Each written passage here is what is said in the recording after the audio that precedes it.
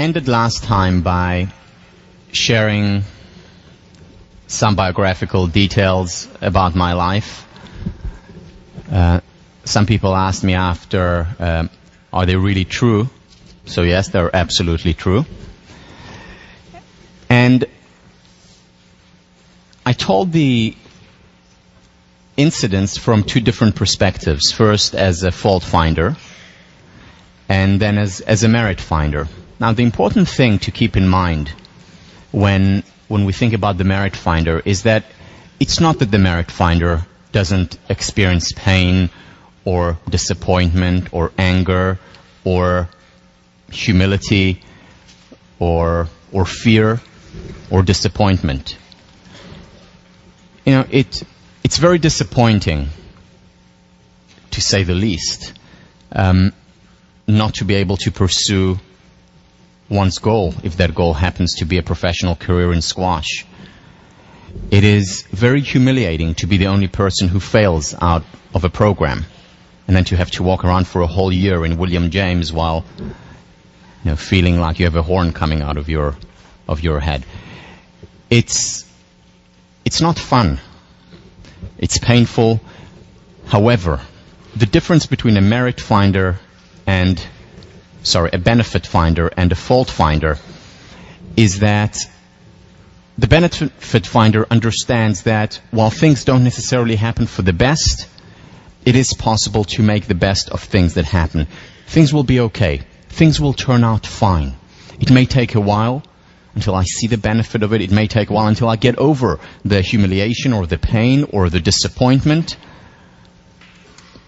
But that too shall pass. In other words, the benefit finder understands that these feelings are temporary. Gives him or herself the permission to be human, and then understands things will turn out fine at the end. I know that. Been there, done that. Part of life, permission to be human, which includes permission to experience these emotions and also the permission to fail. And we'll talk a lot more about this permission to fail when we talk about perfectionism, because perfectionism is a really intense fear of failure, where we feel that it's all or nothing. Either we have a complete flawless record or it's useless. It's either phenomenal or a catastrophe. All or nothing. A benefit finder understands that human nature dictates that we have painful emotions, and human nature, or being human, dictates that we also fail. And that too shall pass. There are many benefits to being a benefit finder. So the first benefit is we simply feel better. You know, we're happier for it. But there are many, many others. For example, Suzanne Thompson from Pomona University did the following research, where she went to people who had just lost their homes in a fire in California. There were many of them at the time. It was a large wildfire, and many people lost their homes, and she interviewed them after that. And she distinguished between benefit finders and fault finders. The benefit finders didn't say, oh, I'm so glad it happened, but they said, well, there's some positive here. You know, I can start anew.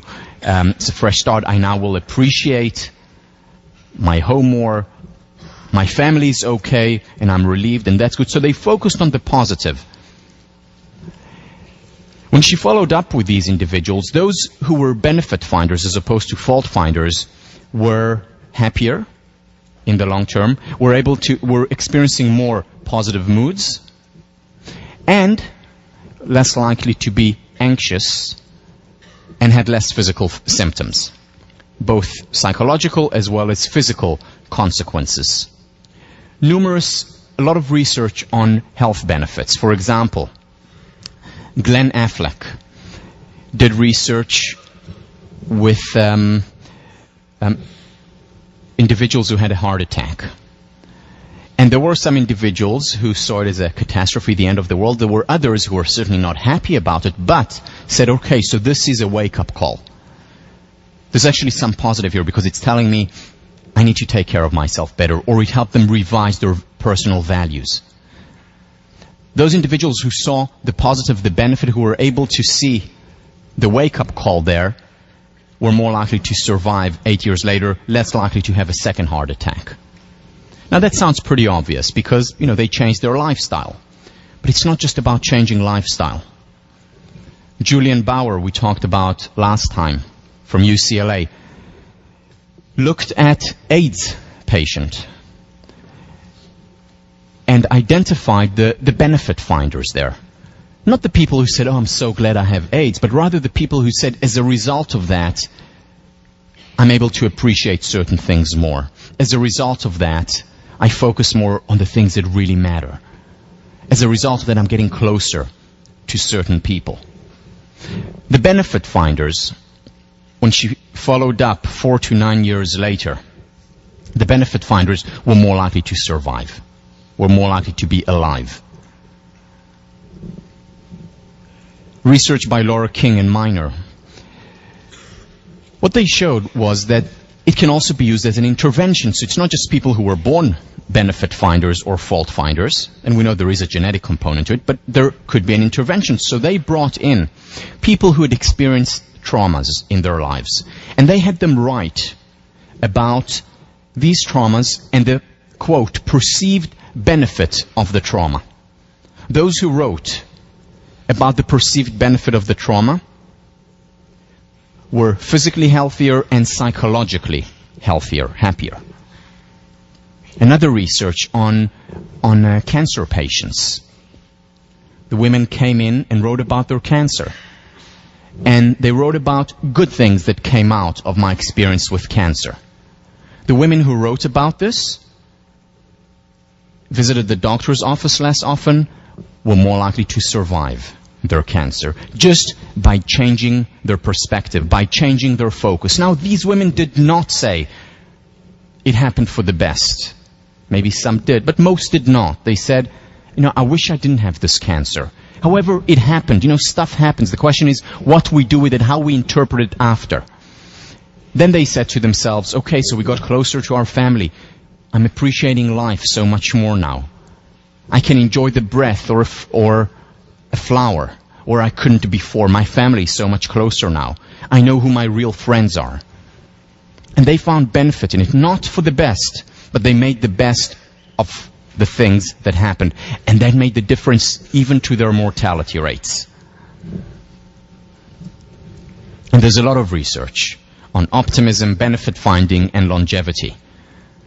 For example, in a sample of 839 residents in the Mayo Clinic, when they looked at them and they identified the benefit finders and the fault finders, the benefit finders, the optimists, were, after 2 years, were 19% more likely to survive. But by far the most influential and interesting study done in this area of benefit finding and optimism was the Nun study. The Nun study, which showed in many ways that the Bible was correct, and that joy does prolongeth our lives. And the Nun study was done started in 1932. In 1932, 178 nuns who had just completed their training, they were around the age of 22, just about to embark on their mission, were tested on numerous accounts, and one of the things that they did was write biographical sketches of themselves. And we had this data for decades. And psychologists just very recently opened up the data and wanted to look at it and wanted to understand what predicts longevity. Which of the nuns are still alive today? How long did they live? Again, this was done in 1932 when they were average age of 22. And they looked for predictors of longevity. So they looked at how complex their essays were. In other words, their intellectual capacities. Zero correlation to longevity. They looked at place of residence. Maybe if they lived in places with less or more pollution, that would impact how long they lived. Zero correlation. California, Boston, no difference. They looked at how devout they were. Their levels of belief at that time, at the age of 22, didn't predict longevity. There was one thing, and one thing alone, that predicted how long they would live. And that was positive feelings. What they did, the researchers, was look at the biographical sketches. Now, they had no idea who these women here were, so it was completely a blind study, a double blind. And they categorized their writings into 4 categories: the most positive, the least positive, and 2 categories in between. And then they compared the most positive quartile to the least positive quartile. And here are the results that they found. Let me give you a sample, though, before, so that you get a sense of what a positive sample is and what a less positive sample is. So here is Celia O'Payne from the positive quartile. God started my life off well by bestowing upon me grace of inestimable value. The past year, which I spent as a candidate studying at Notre Dame, has been a very happy one. Now I look forward with eager joy to receiving the holy habit of Our Lady and to a life of union with love divine. Happy, joy, love. I mean, this is a positive person. Now here is someone from the least positive quartile. As you'll see, this is not someone who is particularly negative, but not a person who focuses on the positive, on joy, on happiness. Marguerite Donnelly. I was born on September 26, 1909, the eldest of 7 children, 5 girls and 2 boys.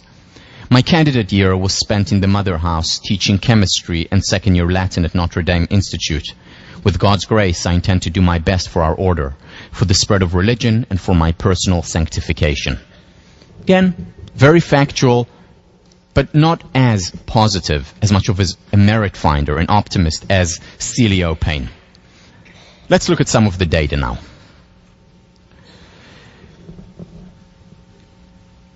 At the age of 85, and again, this is looking back, 90% of the most cheerful quartile were alive, and just 34% of the least cheerful quartile were alive. And this is a significant difference. Now, that doesn't mean that there aren't some fault finders who live to 120 and merit finders who die of a heart attack at 30. Of course there are. But on average, the best predictor, what accounts for most of the variance in terms of longevity in this study, was positive feelings, positivity in general. Here is 9 years later, same study. The age of 94, 54% of the most cheerful quartile were still alive, whereas just 11% of the least cheerful quartile were alive. These are remarkable results.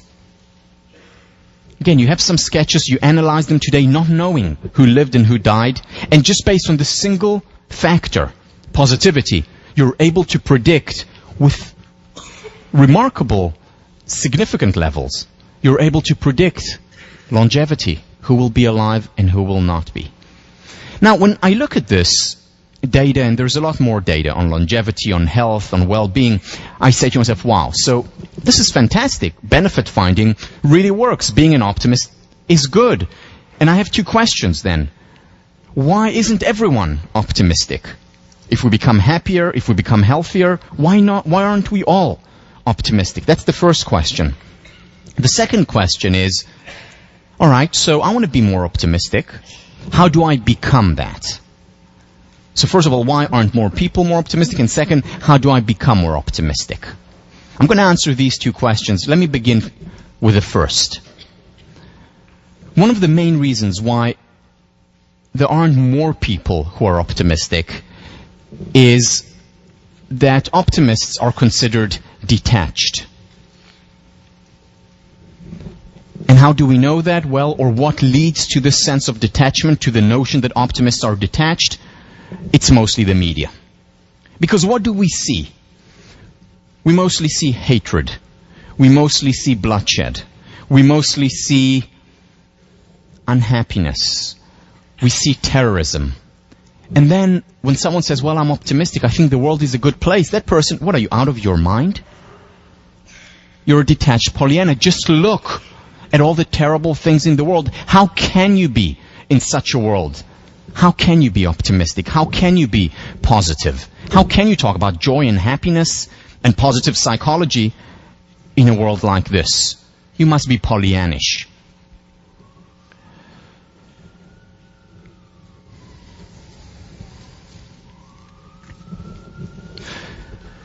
In many ways, the message of Thomas Hobbes is correct. Life is short, brutish, nasty, and poor. And that seems much more likely to be true than an optimistic sense of life. Let's look at some of the headlines, and I got this just a couple of weeks ago as I was preparing for this particular lecture.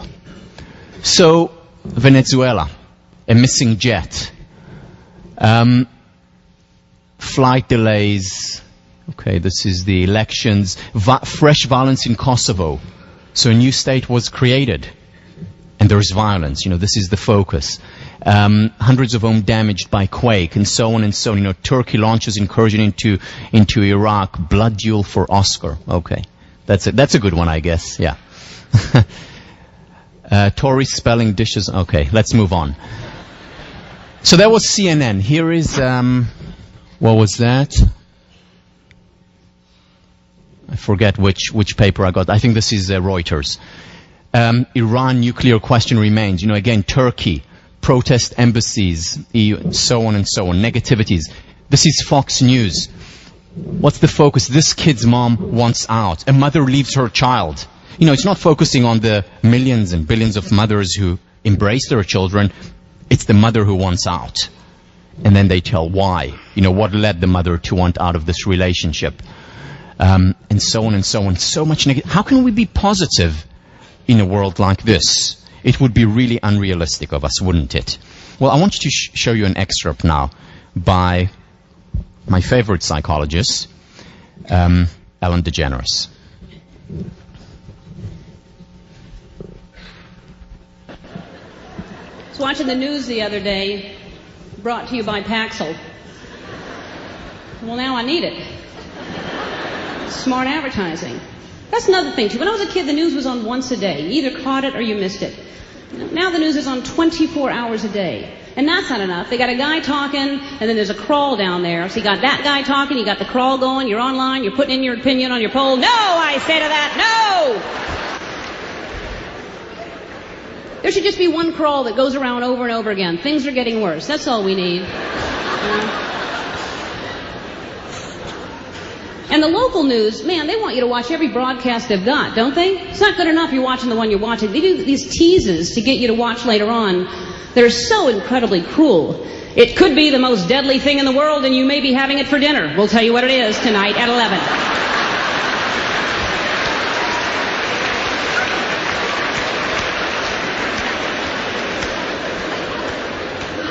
Is it peas?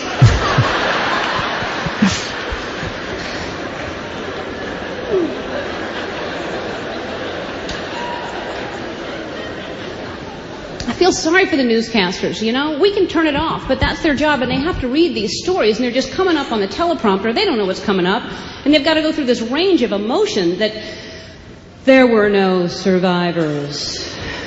And next, which candy bar helps you lose weight? Still to come is an asteroid headed towards Earth. But first, where to find the cheesiest pizza in town? Also, a disturbing new study finds that studies are disturbing.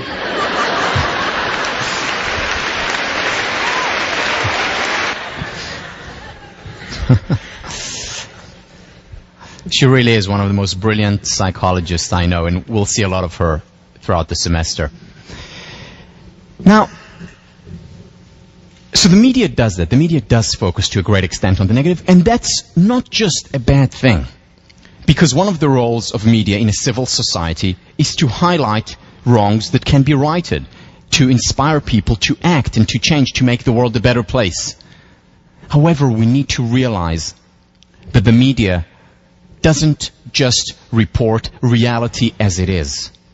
It highlights a certain aspect of reality. And there is a media bias involved. The media bias is not, left-leaning CNN or Reuters versus right-leaning Fox and Wall Street Journal. That's not the bias I'm talking about. I'm talking about bias toward the negative. The media focuses, highlights the negative. It acts as a magnifying glass rather than as a looking glass. And we need to keep that in mind. And to correct for that, The media doesn't just reflect reality as it is. Reality is not the front page of the New York Times or the Wall Street Journal. That's not reality. That's highlighting a specific area of reality and magnifying it. It accentuates the negative, focuses on the negative, the war with Turkey, or the blood spilled in Kosovo, or the mom leaving her child, the hatred. And what he does when he does that is also underrepresent the positive. Now, if you think about it, this is exactly two of the three mental distortions that we talked about. Magnifying the negative, minimizing the positive. In other words, what the media does is distort our perception. It actually makes us into pessimists. Especially because the news is on 24 hours a day. And we're constantly bombarded by negativity after negativity after negativity. And where do we get the positive? 30 seconds at the end of the news. Oh yes, there is also a little bit of good stuff going on. But it's just to make you smile so that you come back tomorrow or the next hour for more bad news. Negativity after negativity after negativity, distorting, creating these cognitive distortions, these psychological traps that we talked about under cognitive behavior, under cognitive therapy. And we become pessimists. Is it any wonder that most people are pessimists when the media has such an impact on us? And again, not to belittle the role of the media. But what I'm doing is highlighting certain aspect that we need to be cognizant of, that we need to counter. And how we counter, we'll talk about in a minute. So what does the media highlight? The frauds, Martha Stewart or Enron or WorldCom, highlighting these frauds, but not reporting on the millions and billions of honest transactions that take place every day, right now as we speak. Highlighting the negative, ignoring the positive. Millions and billions of honest transactions taking place all the time, all around us, constantly. Now, what else is happening? What we're doing, what the media is helping us to do, is extrapolate from a few instances where people want to hurt while ignoring the millions and billions of people who are dedicating their lives to helping spread happiness in the world. Whether it's in soup kitchens to help the world a better place, or whether it's right in our backyard, where over 1,800 Harvard students volunteer as part of Phillips Brooks House. Remember the false stereotypes that I talked about, whether it's here at Harvard or in the United States. So many people dedicate so much time to helping, and yet the focus is on the few that hurt. And that creates a certain schema in our mind where we think the world must be a bad place. The focus is on terrorism primarily. But what about the millions and billions of people who want to live in peace? Again, this doesn't mean we need to ignore the terrorism or the bad or the negative. And this is one of the important roles of the media. At the same time, we shouldn't also ignore the good.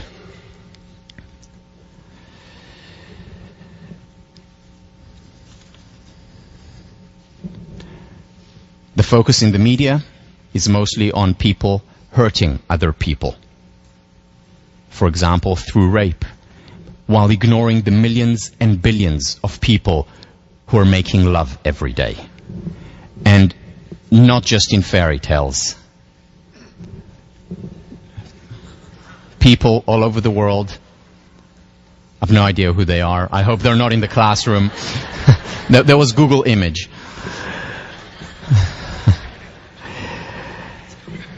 And not just around the world, also right here in Harvard Yard. I don't know if they still have this survey, but the last one I found online was 2004. I don't know what happened since. Now, for those of you who don't believe that there are people also at Harvard right here who make love, here is proof positive that some do. He's so cute. And the baby is adorable. Okay.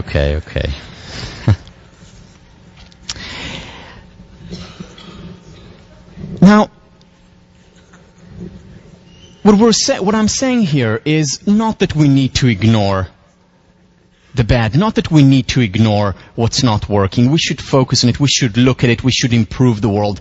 At the same time, we should also understand that people who say to the optimist, to the benefit finder, get real, are actually missing the point. Because it's not the benefit finder who is detached. It's the fault finder who is. Because there is much more good in the world than bad. Much more. In fact, it's not just about focusing on the full half or the full half. It's focusing on the 90% because there is a lot more good than bad in our world. And it's important not just because it's a nice thing to do, not just because it makes us healthier and happier. It's important because focus creates reality. I mean, we saw it on so many levels. We saw it with the children on the bus that we didn't notice.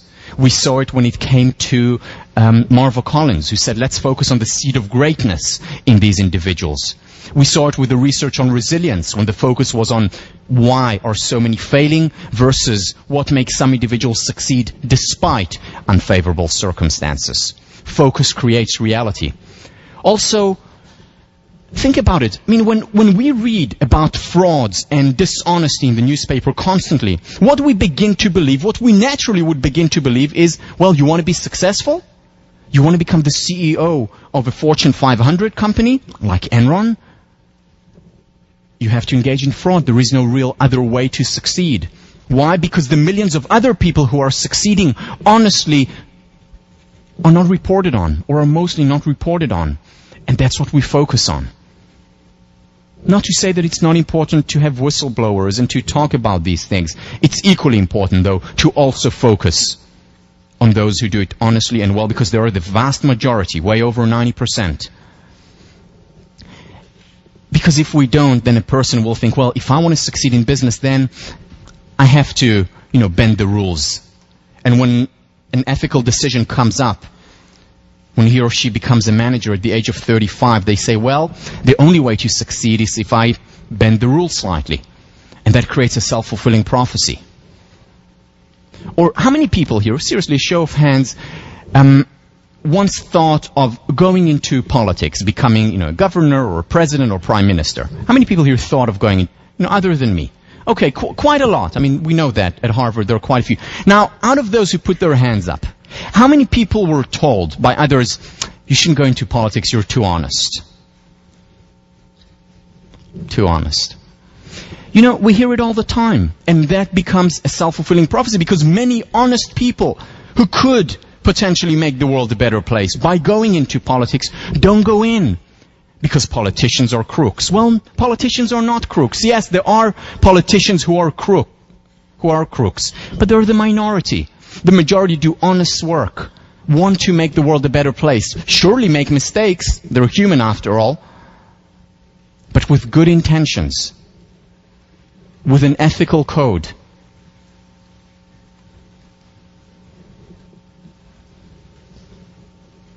It's a wonder that there is so much good in our world, while the focus is so much on the bad. It really is a wonder to me. It just shows how powerful human nature and how powerful the good part of our nature is, that we can sustain goodness.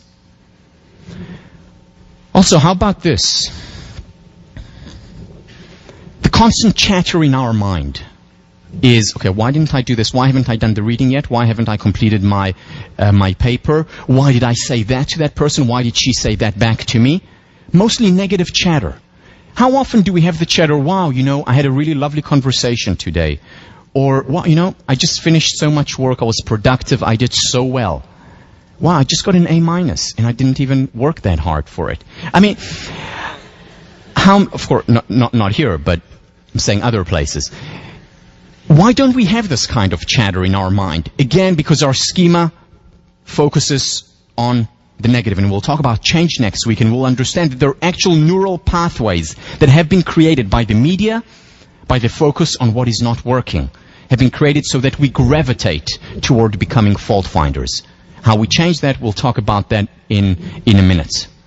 It's important to focus on the good. You know what they said about Gandhi? That the most important thing that he did for his country was that he made India proud of itself. He made India proud of itself. That is so important to do. What about America? Are you proud of America? Do we, living here or as Americans, the majority here, do you make America proud of itself? Because, America has faults. It's not a perfect country. It has made mistakes from 1776, and it will continue to make mistakes hopefully for many years to come. But it's still, I would argue, the greatest country in the world. So many people want to come here, want to live here. Why? Because of the freedom, because of the opportunities. Again, not perfect, but a great country. Do we appreciate America? Do we appreciate its greatness? Because if we don't, we can pay a high price. It's in vogue now, US bashing. In this country. In this place. And the problem is when we just focus on bashing, when we just focus on the negative, we create a worse reality rather than improving the reality. So yes, we need to be critical, and one of the virtues of this great country is that you can stand out in the street or write an op-ed and criticize the politicians, the system, other people. It's one of the great contributions of this country, free speech. But at the same time, we also have the freedom, and we should exercise the freedom to focus on what is working, on the good. Because appreciating is important. Whether it's a country, whether it's a relationship, whether it's an individual, whether it's students, whether it's teachers, appreciation is important. The meaning of appreciate from the dictionary: valuing, the act of recognizing the best in people or the world around us, affirming past and present strengths and potentials, to perceive those things that give life, health, vitality, excellence to living systems. So, the first meaning of appreciate is to say thank you, and that's a nice thing to do. But it's much more than just a nice thing to do, and we've talked about this before. The second meaning of appreciate is to increase in value. The economy appreciates, money in the bank appreciates. And that's an important meaning, because when we appreciate the good appreciates. When we appreciate the good in our lives, when we appreciate the good in other people, when we appreciate the good in our country, we get more of it. Unfortunately, the opposite is also the case. When we don't appreciate something, whether it's ourselves, whether it's our country, whether it's our relationship, the good depreciates. Remember, I talked about it in the past. Is it any wonder that so many relationships flounder, fail after the honeymoon phase? If the main question becomes, what's wrong, or how can we improve the relationship? And if we just ask this question, our focus becomes on what is not working, on the weaknesses, and we ignore the virtues, the strengths, the things that worked and are working. And when we don't focus on these things, they depreciate. As far as we are concerned, they don't exist, just like the children on the bus did not exist for you as far as you were concerned. What appreciating does is, in essence, create a growth spiral. Let me explain. Let me just give you a random example. Let's say Monday morning or Tuesday morning you're walking toward 1504 and suddenly you see a friend of yours. A friend of yours who you know is genuine, is real, someone you trust. And your friend looks at you and says, "Wow, you look fantastic." Now, how do you feel at that point? You feel fantastic. And you walk a little bit more upright, more proud, and you walk into the classroom just here, and another friend sees you and says, "Whoa, you look fantastic." And how do you feel at this point? Well, fantasticer.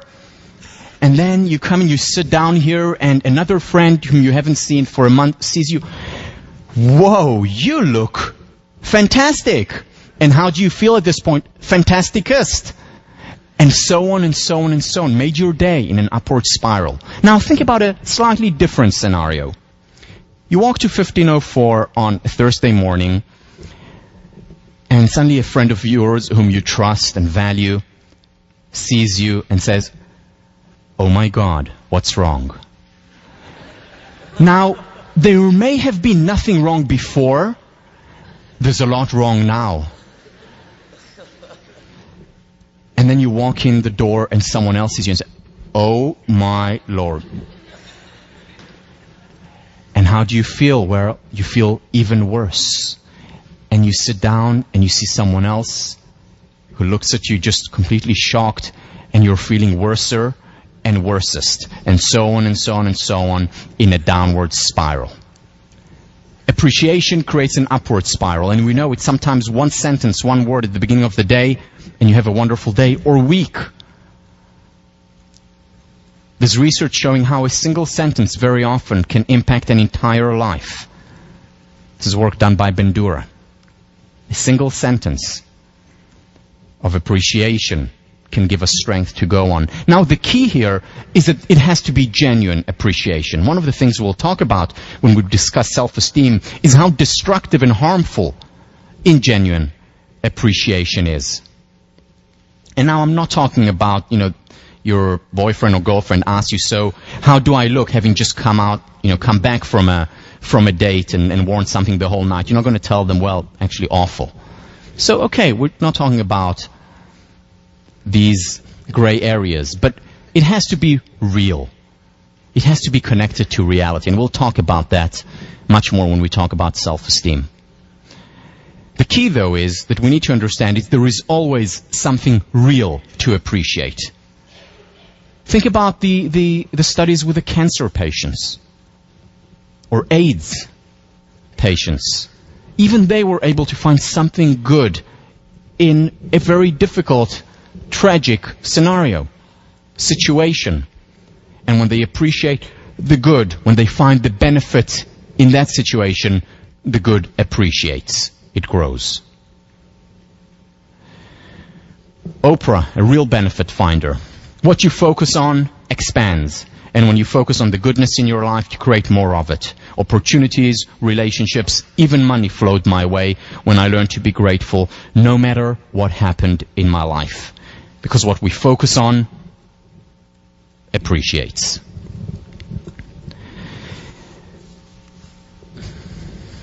Again, the metaphor that I've been talking about throughout the course, the seed. What happens to a seed if we don't water it, if we don't shed light on it?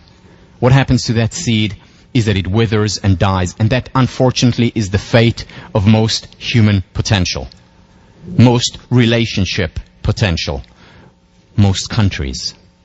And if we want it to grow, if we want it to blossom, we have to shed light on it, we have to water it. This is exactly what Marva Collins did with the seed of greatness that existed in every one of her students. This is what the Pygmalion in the classroom experiment showed, was that when teachers were made to focus on the potential in those individuals who were deemed fast spurters, when they were made to focus on it, to shed light on, when light was shed on their potential, that's when the children grew. That's when they fulfilled much more of their potential.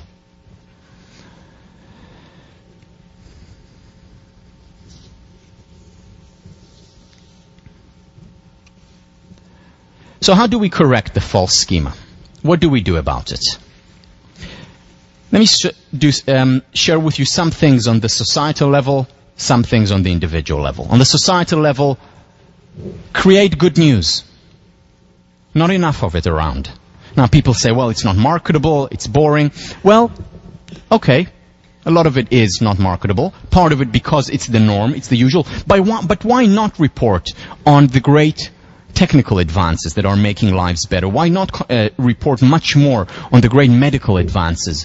Why not report much more on peace and well-being? A situation stops being interesting once there is peace. It's interesting when there's war. Well, why not focus more on these areas? Here is a newspaper that was started online, the Good News Network, that I highly recommend you go on to. Just in the last couple of years it was started. Getting people to focus on what is working. About Albert Einstein, about Cambodia gaining independence on that day in 1953. Berlin Wall. Focusing, reminding ourselves of historical good as well as on present good. And they have great news where they talk about. Gimundo, another, I don't even know what that means, but another online newspaper that focuses on things that work. Why not start the day with that as well, in addition to opening the Wall Street Journal and the New York Times? Looking at that as well, just to counter the negative schema. Art, so important in creating a better world, in changing our internal schema.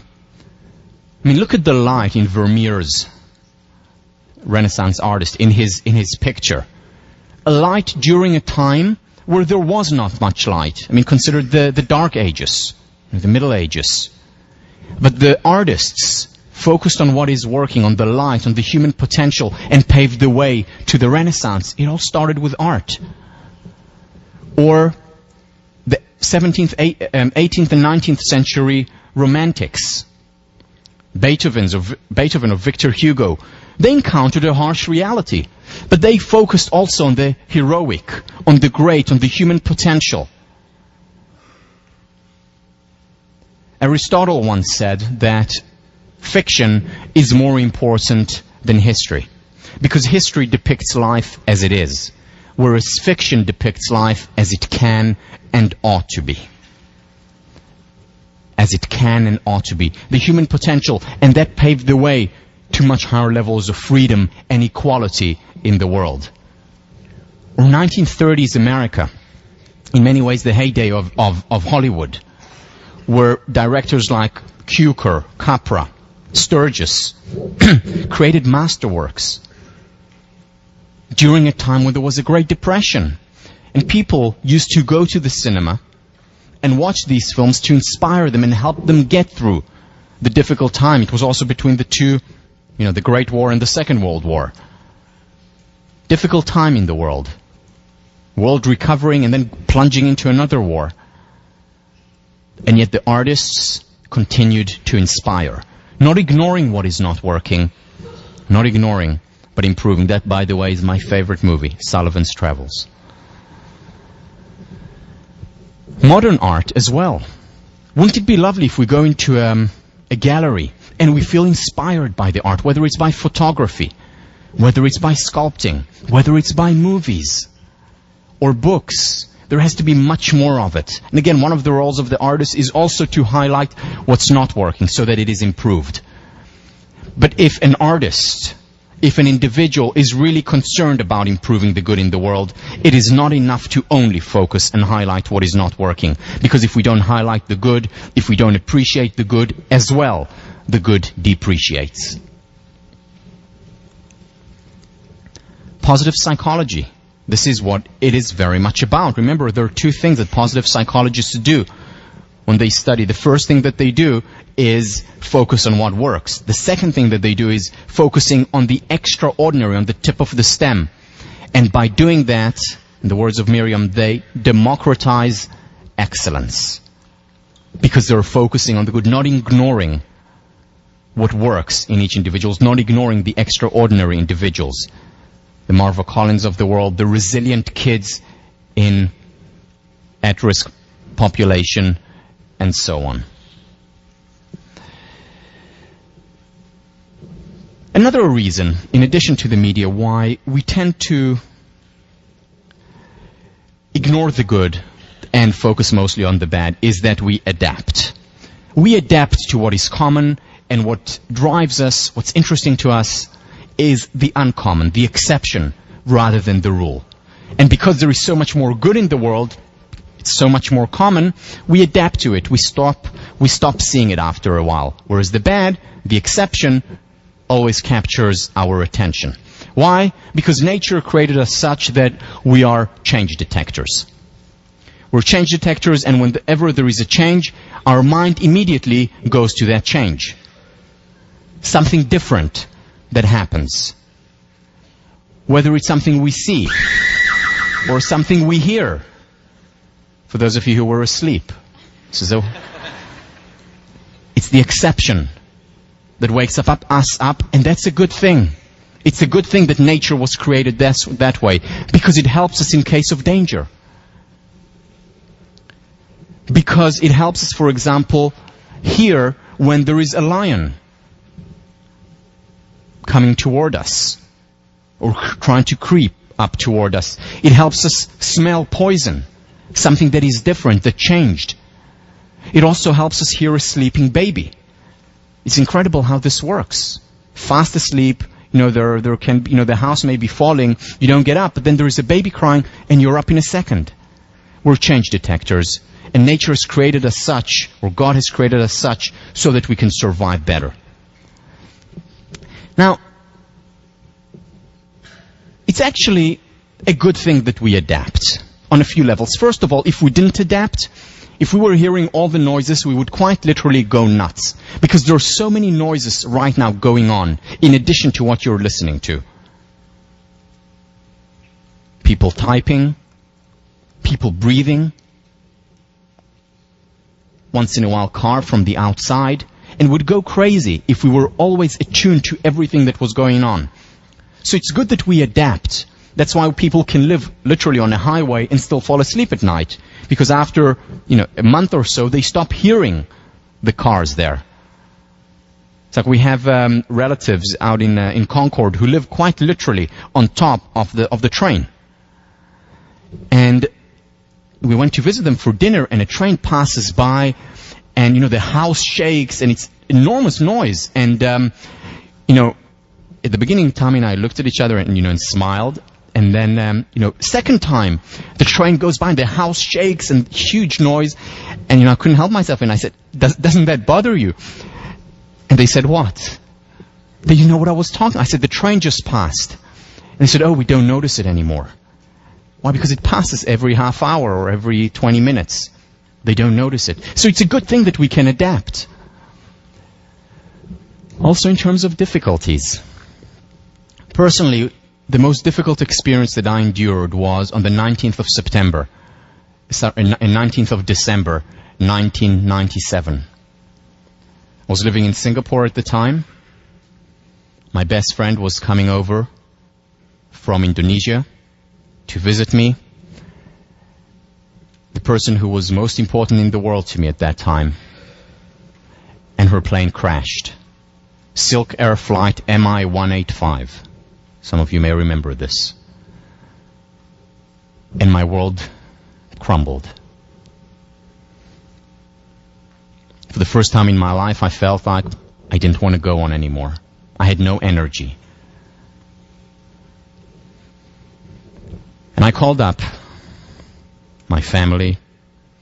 And then I called up another person who has made a lot of difference in my life, Nathaniel Brandon.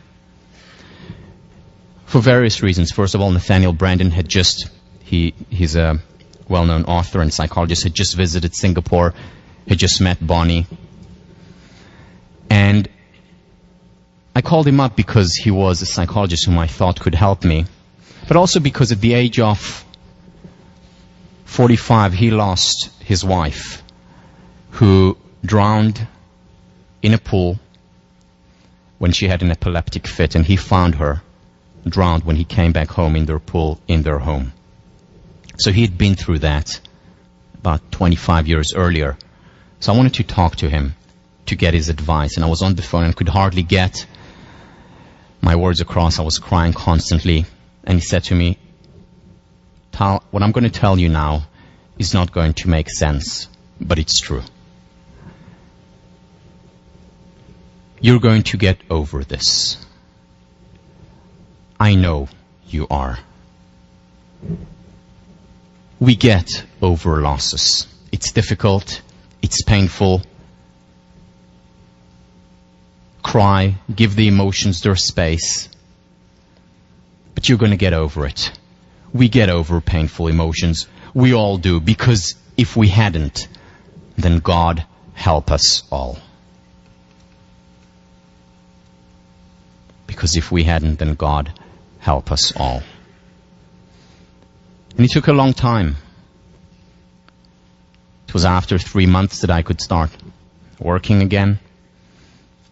It took a whole year for me to feel some of the bounce, some of the passion for life that I felt before.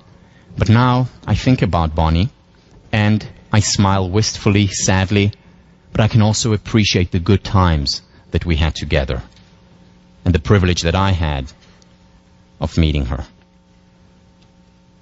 We adapt, and that's a good thing. That's an important thing, because God help us all if we hadn't.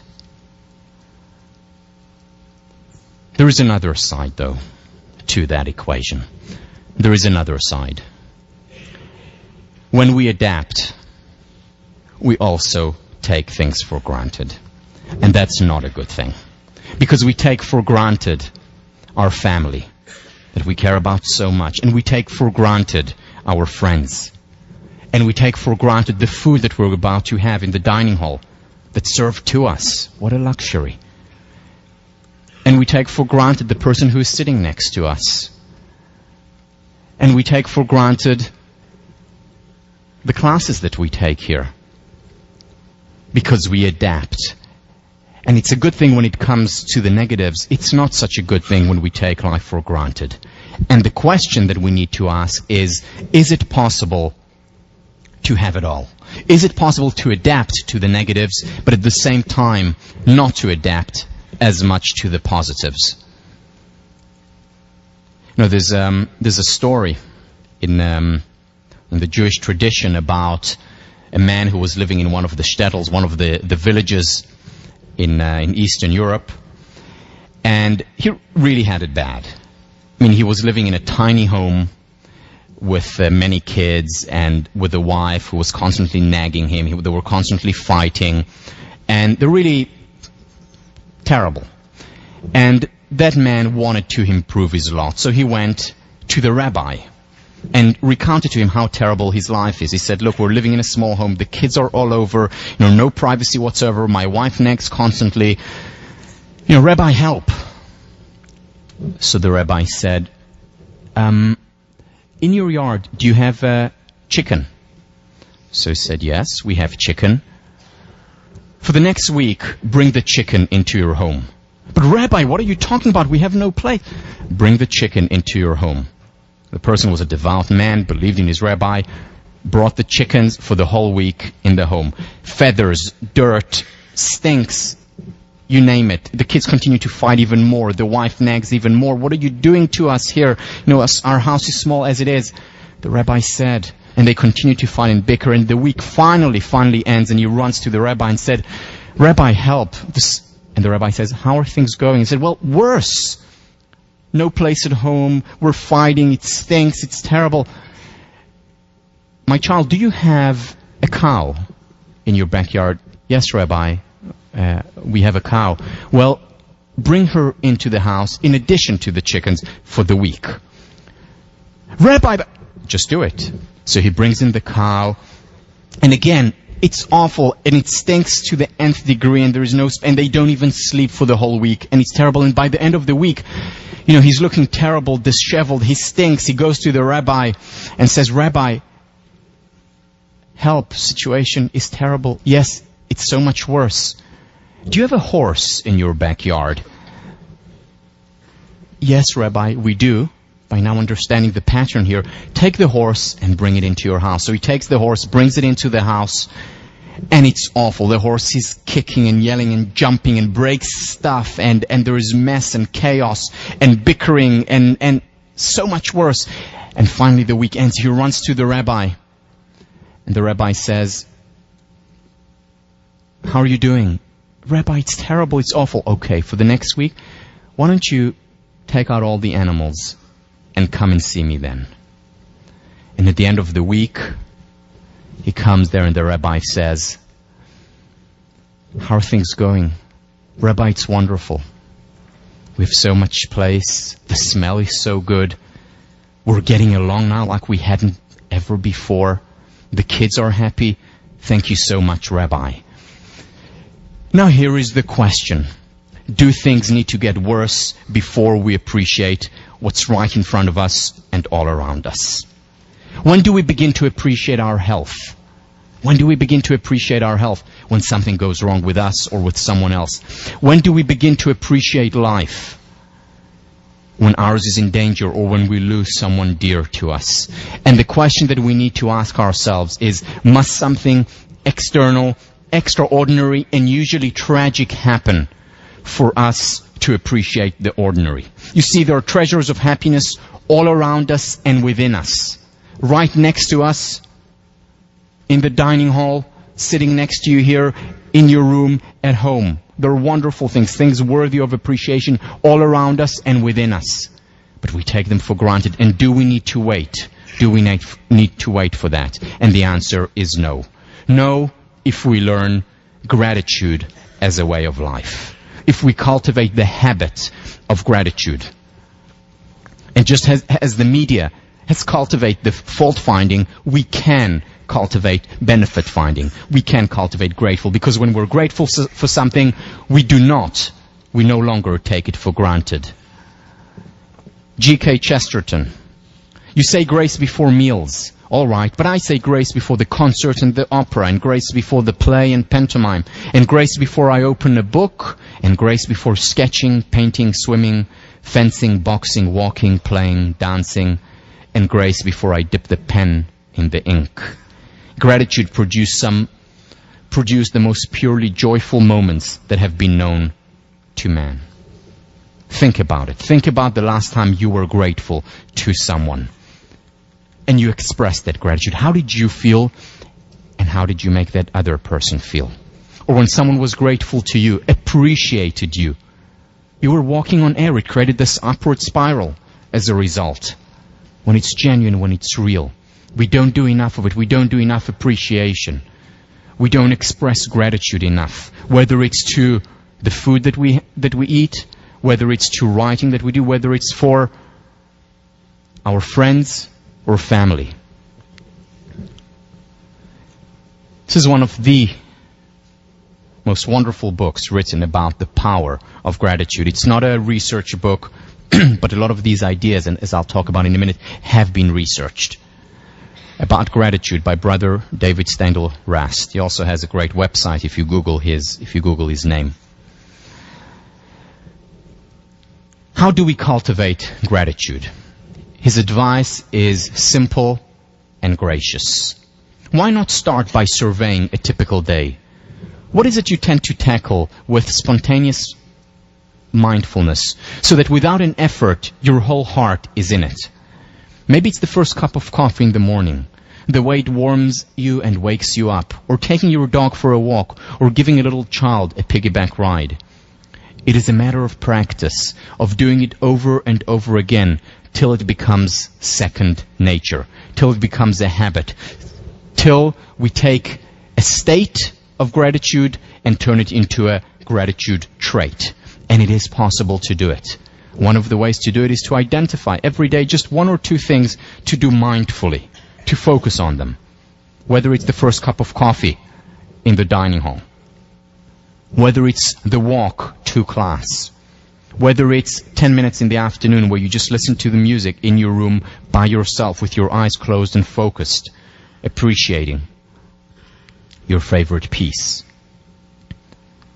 Taking our time to not just become wine connoisseurs, but also life connoisseurs. This course in many ways is about life appreciation. He continues, gratefulness is the measure of our aliveness. Are we not dead to whatever we take for granted? Surely to be numb is to be dead. Think about this. So Irvin Yalom, Stanford psychiatrist, did a lot of research on terminally ill patients. He went to people who had 3 months, 6 months, up to a year to live, and researched this population. And what he found time and again is that these people, time and again, were saying something to the effect of, for the first time in my life, I feel that I'm alive. For the first time in my life, I feel that I'm alive. Why? Because for the first time, I appreciate breathing. For the first time in many years, I appreciate my husband, my wife, my friend, my children. flower, the grass, a conversation. For the first time of my life, I appreciate it. Whereas before, the focus was just not there. It was on other things, on the difficulties and the hardships, and mostly on the negative.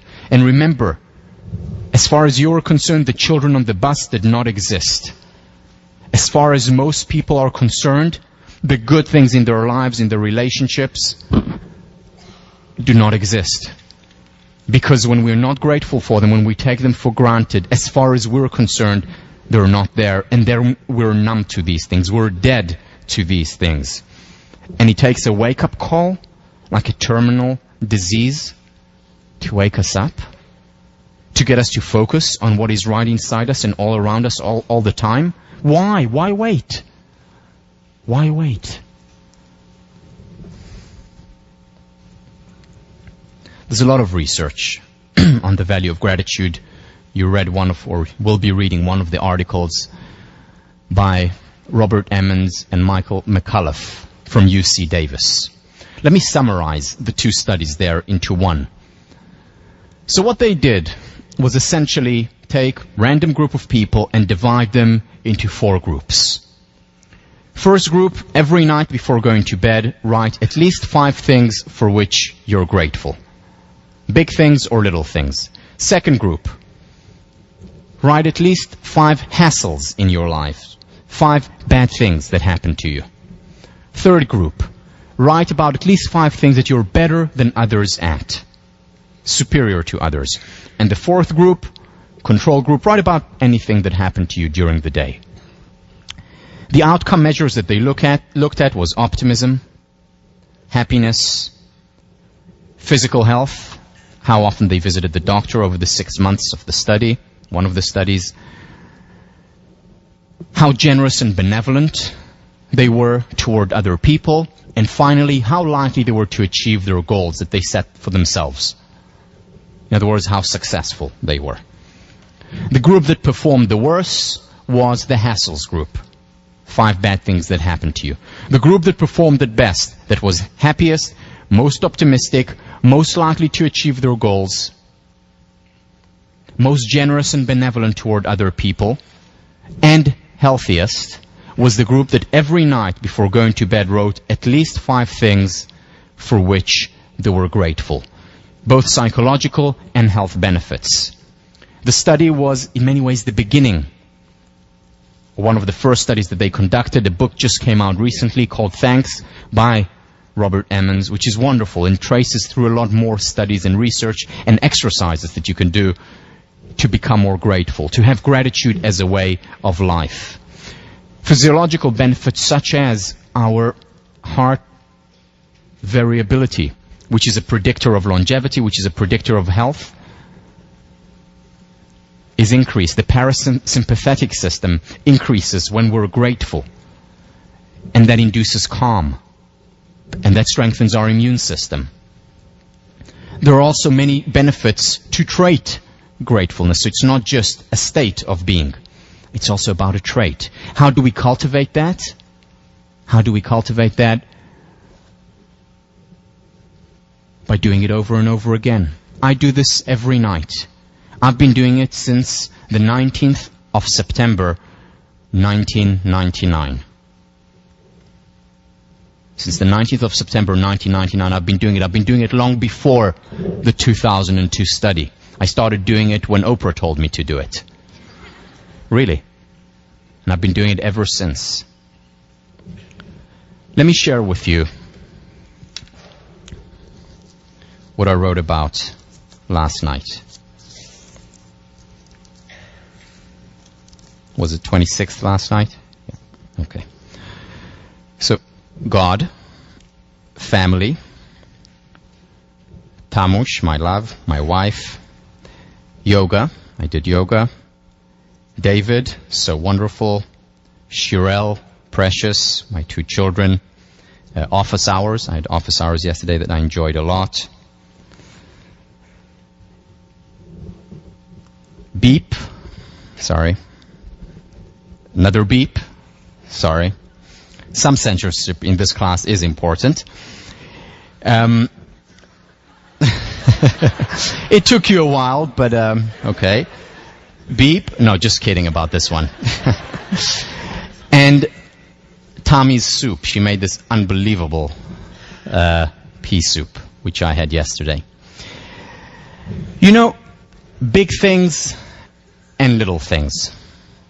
Big things and little things.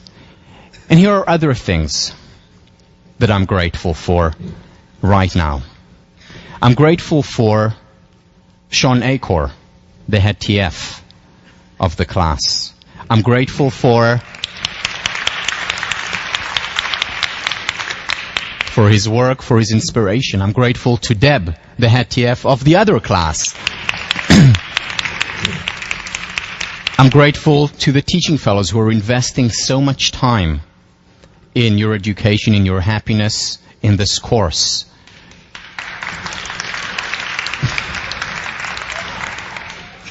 I'm grateful to Barry, who's there behind the scenes. You don't see him much, but is responsible for so much of what's happening, for his support, for how humble he is doing all that.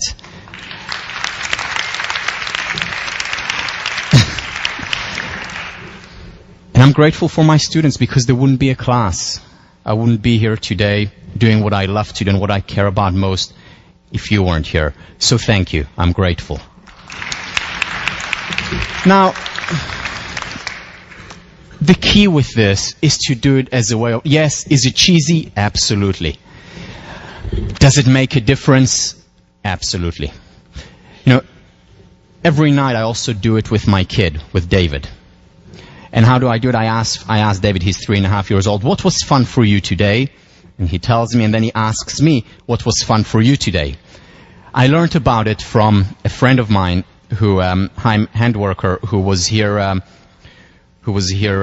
just a couple of classes ago visiting, and I came over for dinner one day, and he heard me speak about this, and he said, I want to show you something. And he has 2 young kids, and they were standing around and talking about the 5 grateful things for which they're grateful.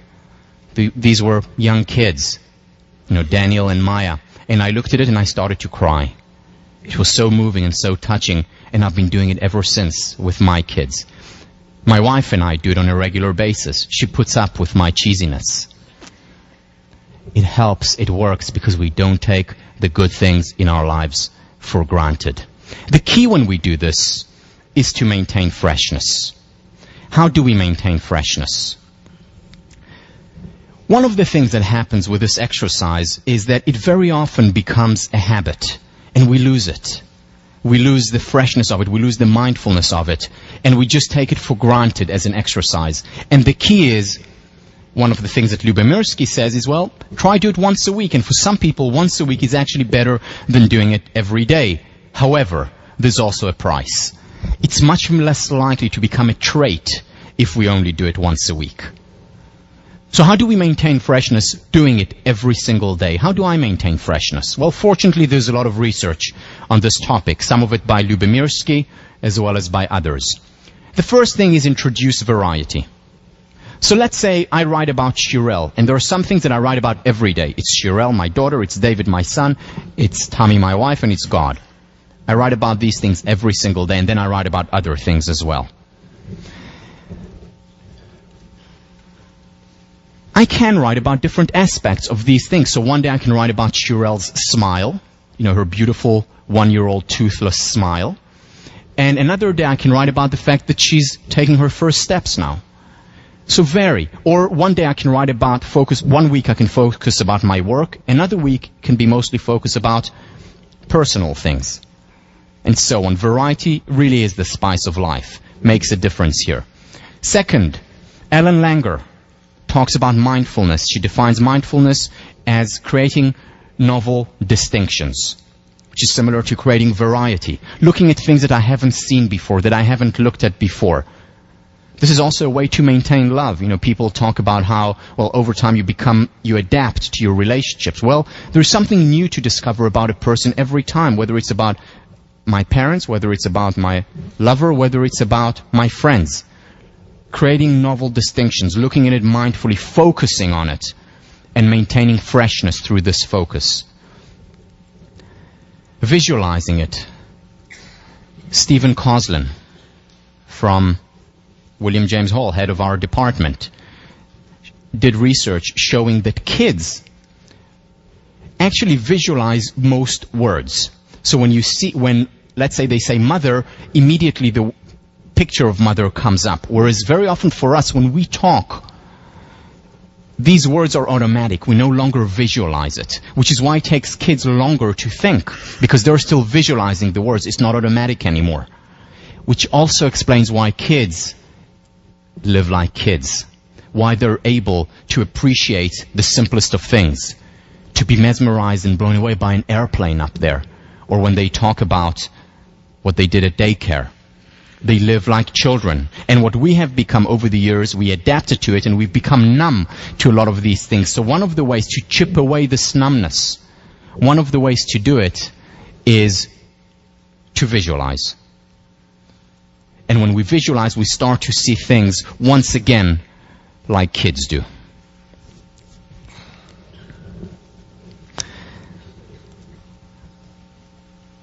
Next time we'll continue with this, but I want to end today by sharing a story with you. A story about the person who, to me, more than anyone else, captures what a benefit finder is. A person who's my role model when it comes to focusing also on the good. My grandmother was born in 1915 in Sighet, Romania. She had a very regular childhood. She was the youngest daughter of 7, 1 more sister, 5 more brothers. And they were doing well. Many of her brothers became important rabbis, violinists, musicians. And she was a young girl, happy, living the normal life until 1940, which was when Hitler invaded Romania. Hitler invaded Romania and her life changed radically. Her entire family was taken to one concentration camp after the other, ending up in Auschwitz. In Auschwitz, she had over a dozen nieces and nephews were all murdered. Her 5 brothers and parents were murdered in front of her very eyes. At the end of the war, somehow she and her sister survived. The British came to Auschwitz to liberate the prisoners. And when they came in with a doctor, and the doctor would go through the prisoners. Most of them were, of course, dead. Those who were alive, he would say, take that person, leave that person here. Because they had limited resources, limited places. Those prisoners whom they thought would not survive, they left them there. And he comes to my grandmother, who weighed at the time 26 kilos, which is 54 pounds. My grandmother was a large woman, 54 pounds, and said, leave. And then he saw her sister, who was right next to her, who weighed 36 kilos, 79 pounds, and he made this motion to put her on the truck.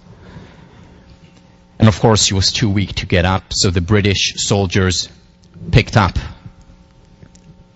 my grandmother's sister. His name was Shindy. They picked Shindy up, and Shindy held on to her sister, and she wouldn't let go.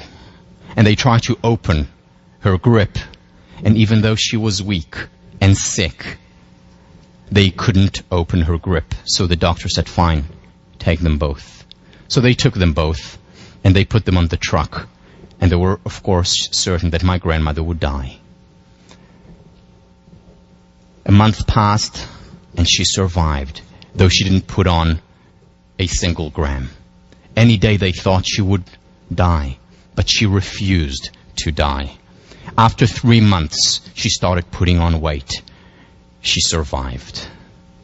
6 months later, she went back to Siget to see what remained from her home. She arrived there, got off the cart with the horse, and a man by the name of Joseph, Yossi, saw her. And he saw a woman who was stooped, who was skinny, who still had no hair. But he recognized those eyes, because those eyes were proud, and those eyes were alive. And he recognized Goldie. And he took her with him. And 2 weeks later, they got married. And Goldie got better. And got pregnant. And gave birth to a stillborn. And she got pregnant again. And once again gave birth to a stillborn. They made their way to Tel Aviv from Romania, and they were caught by the British. There was a British mandate at that time. They were caught by the British and sent back to a concentration camp in Cyprus. And there, in the concentration camp, my grandmother in Cyprus had another baby, a baby girl, who survived.